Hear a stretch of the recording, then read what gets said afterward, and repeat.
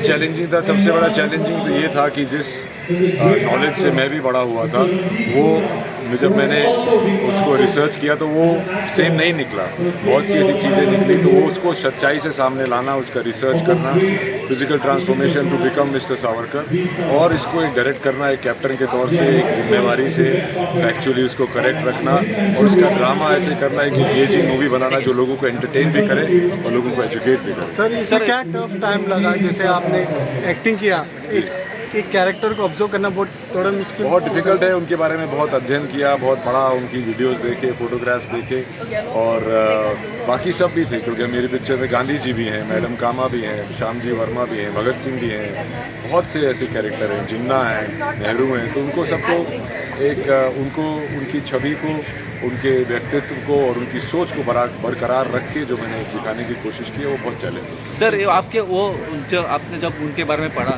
सावरकर जी के, तो उनके विचारों के बारे में आज भी बोला जाता है, तो इतने सालों पहले उन्हें बोले थे, कितने महत्वपूर्ण है उनके विचार आज? उनके वो आज बहुत रेलेवेंट हैं, क्योंकि वो एक यूनिटी की बात करते थे, वो एक हिंदुत्व की बात करते थे, और उनका हिंदुत्व जो था उसमें वो एक भौगोलिक, राजनीतिक और सांस्कृतिक इतिहास पे बेस्ड था, वो किसी धर्म जात पे बेस्ड नहीं था, और आज देश को उसकी बहुत ज़रूरत है। Thank you. Thank you. Radip, one quick reaction.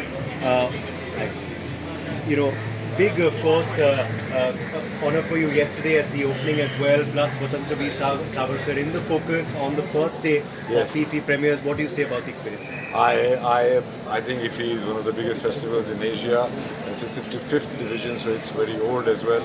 So I consider myself very lucky and very honored to be part of the opening film of the Indian panorama.